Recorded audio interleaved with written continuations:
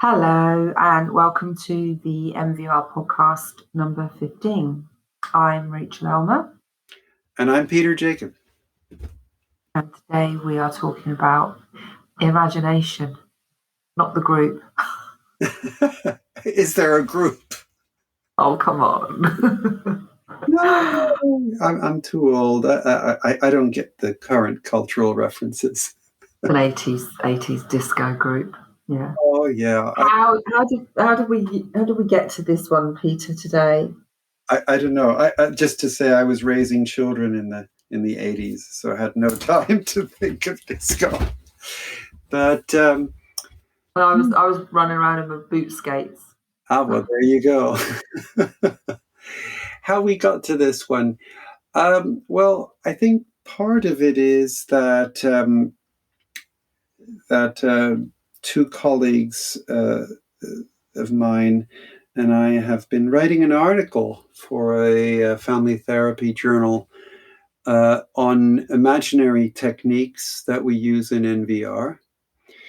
But I think it's more about why we use imaginary techniques in NVR and what the meaning of that is. And it really struck me. You were telling me about a piece of work that you undertook with a mother, helping her de-escalate, and you were using your own imagination to guide her through visualizing how she could de-escalate in a very particular situation.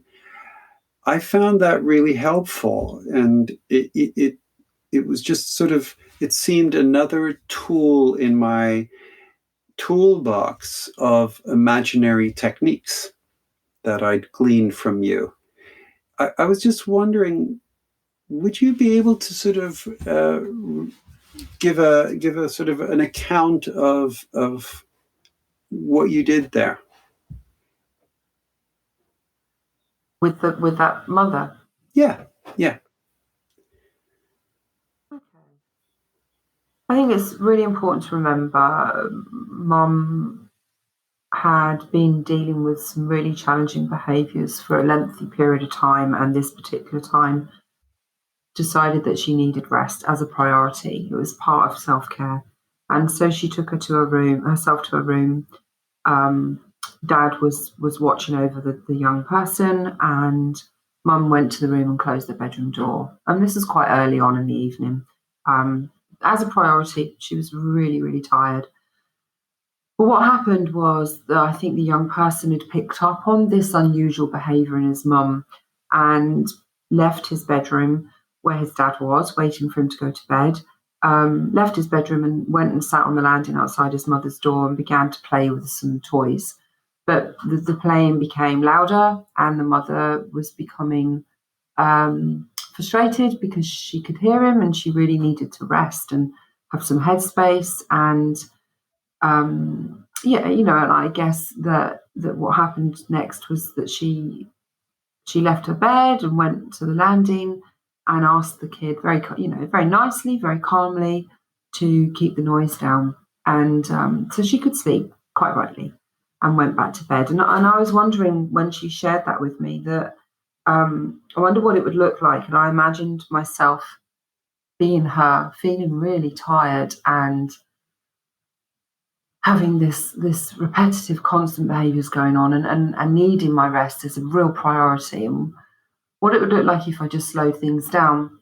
What might it look like if I now imagined myself as the mother and lying in the bed, hearing my son outside the door playing, and the play got louder.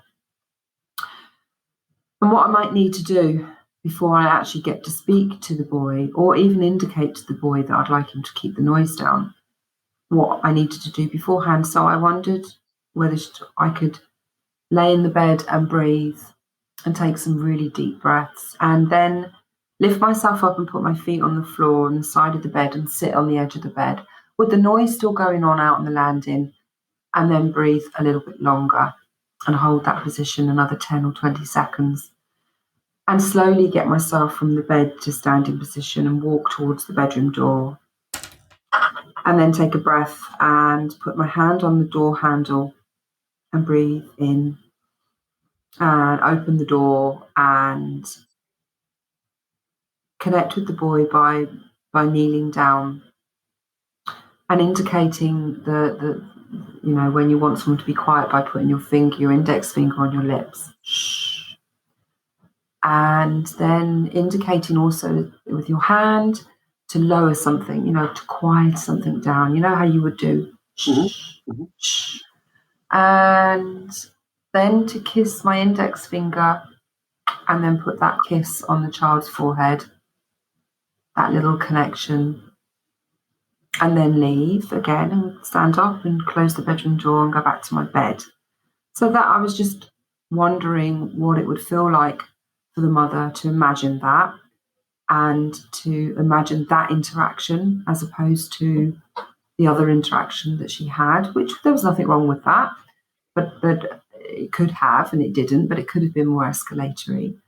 And I just wondered what it was like to walk through those processes with her. You were telling her that as you were imagining this, you were telling her, this is what I'm imagining. Now I'm imagining this, and now I'm imagining that. Mm-hmm. Yeah. And that, now I'm imagining you get up and sit on the edge of the bed, and now I'm imagining you breathe for 20 seconds, and now I imagine you stand up and you walk towards the door. But before you even put your hand on the doorknob, I'm imagining you breathing again, and now you have your hand on the doorknob and you breathe a bit more. And then you open the door and then you get eye contact with your son. And now I imagined you squatting down, indicating shh, and then a hand gesture. And then you kiss your finger. And then I imagine you planting that kiss on his forehead. What was her response? I mean, was she able to go along with that in her own imagination? Oh, yeah, without a doubt. Yeah, she was very engaged in that and found, I think her feedback was that she found that really helpful and something that she would consider another time. Yeah. What did she like about it? Knowing this mother, she's really, really connected to making those deep connections with her son, and that she liked the fact that felt very connecting. Can I tell you what impressed me about that short sequence? So many different things. First of all, listening to you, I had two films running in my head in parallel. So I had this film running in my head of her sort of swinging her legs out of bed, feeling quite tense, desperately needing to sleep, going to the door quite quickly and controlling herself because she doesn't want to alienate her son or upset him. And then telling him in a nice way to be quiet, yet feeling tension. And I'm sort of watching that film. I could see the tension in her body and in her movement. And I could see the boy seeing the tension in her body and her movement. And then I saw the other film, where you guided my imagination. And in that film, I see you guiding through your imagination her to slow down. To slow down where her natural and most people's natural impulse, and my impulse would be to get the feet on the ground outside of the bed really quickly and to stand up. Yeah. So you were telling her that you were imagining that she's breathing. And at that moment, I also had a thought. You were not telling her, breathe. You were not giving her an instruction. You also were not telling her not to do something. You were not saying, don't get out of bed so quickly. You weren't saying breathe. You were saying you were imagining her breathing. So at that moment in that film that she and you could see, and that when you told me that you and I could see, you were constructing an alternate reality of the future. And I was thinking of Peter Lombard's phrase, a medieval religious philosopher who wrote that hope is a future good made manifest in the here and now by the power of imagination. So this future that you're envisioning, it's actually on an imaginary level happening now. And either it will connect in your client's mind or it won't. You're offering her your imagination, that's all. But because you're pretty well attuned to her and you know her quite well, it probably will connect. Yeah, totally. And she's attuned to me. We work really well together. Yeah. So there's a very good chance that it'll connect. And so as I follow the film through further, and I see you seeing her kneeling down, getting sort of eye to eye with her son in a really gentle way, rather than standing and speaking to him. I'm experiencing de-escalation writ large. Because there wasn't anything wrong with what she actually did in the first place. There's nothing wrong. Yet, for whatever reason, this kid probably needs extra de-escalation. He probably needs as much de-escalation as she can muster. And it probably means that he will actually be more likely to be quieter if she can get to that level of de-escalation. And I think, when you nail it down, what happens when someone tells somebody to be quiet? There is a tiny rupture in the relationship at that moment. I experience that when I'm in the kitchen and I have the radio on too loud and my wife calls down, could I turn that down a bit? For a moment, there's just a tiny, tiny little rupture in the relationship. Just a tiny rupture.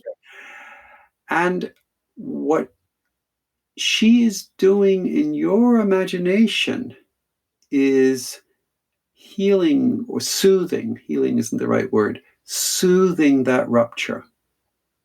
So there is relational repair in that moment, because she's giving him two messages. I need you to be quiet. I love you, son. And she's doing that in a very powerful way, just kissing the fingers, putting that on his forehead. And what really speaks to me is that I can see her seeing that with her inner eye. I see her feeling herself doing that in her body. Yeah. So you are helping her to create an imprint, an experience of something that hasn't even happened yet, but it feels like it's happened. And it's so much more powerful than either telling her, hey, don't get out of bed so quickly. Don't stand while your son is sitting. Or by instructing her, get out of bed more slowly, breathe, kneel down. That doesn't create the same kind of imprint in one's mind as what you did. So that to me is, it really exemplifies the power of an imaginary method. And actually, since you told me that, I've been using that. I don't think I constructed this in a thoughtful way. I was just imagining her son, and I was imagining the differences in his experience of his mother using either one of those films. You know, the films that you've just kind of rolled out, how he would have experienced the first example, the first action that the mother went to, and then what would he experience in the imaginary example. And more importantly, in the second imaginary example, how the mother is reconnecting with her inner strength. And actually, this mother is and does connect with her strengths, and things are improving in her confidence and ability to communicate to her son in these different ways. But yeah, I think I didn't really think about what I was doing. Well, hold on. You said you weren't thoughtful. That you didn't think about what you were doing, but I think you were very thoughtful in about doing what I was it. Yeah. So you were thinking of the boy's perception of his mother, and you were thinking about the mother's own experience in this situation. So I think that was very thoughtful. But yes, you hadn't planned it. You did it quasi Yes. automatically. Yeah, just in the moment. Just in the moment. But, a lot of what we do when we work with parents, we do in such a way. Yeah. And I found myself in another situation with a client who had been quite abrupt in telling her daughter that she didn't want to hear about her daughter's health problems anymore, because her daughter had gone on about the health problems for the last goodness knows how many years without doing anything about them. And she sort of lifted her hand like this, flat, and said, I don't want to hear it. And I felt it's good that she's asserted herself. At the same time, she asserted herself in a rather abrupt way. And that's normal, because when you assert yourself in a particular regard for the first time, and you're not really big on asserting yourself, you may need to, the first time, do it in a abrupt way so that you don't lose your mojo, so that you don't lose your determination to do this. Yet the mother also felt deflated because somehow, and this was just part of the many things she's been doing in the NVR process that she's been doing differently. She felt like, well, there's nothing left between us. I'm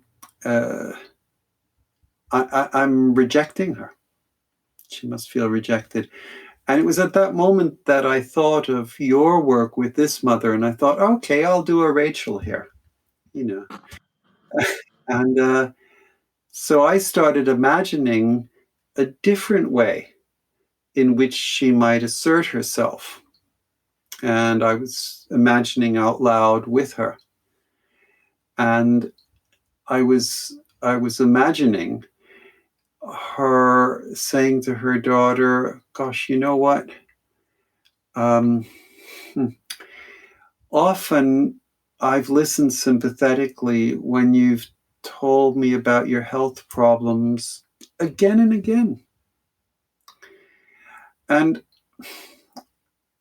now that I don't want to listen to you talking about your health problems in that way, you might feel rebuffed by me. You might feel rejected by me. Maybe you even feel that I don't care. And that was the way I used to show or try to show that I care, by listening again and again, but it didn't help. When you do something that doesn't help, it usually makes it worse. So I wonder what you're going to do to resolve your health problems. And I'll be there to support you if you'd like me to. So I was imagining this in my mind and sharing that with her. And I guess as I was sharing it, thinking, okay, I'm doing a Rachael here, my body language, my prosody, the tone of my voice probably communicated a lot of de-escalation and a lot of connection, but a different kind of connection from the connection that this mother had been used to. It was a connection as a supporter in the younger woman's self-help, as opposed to connection as a sympathetic listener to the daughter going over the same health problems that she went over every day for years. So I think that's how your imaginary method, if I can call it that, influenced me. And of course, there's a large repertoire on imaginary methods that we can use in NVR that serve all manner of different purposes. Here, I think today we sort of got hooked on talking about imaginary work serving the purpose of de-escalation.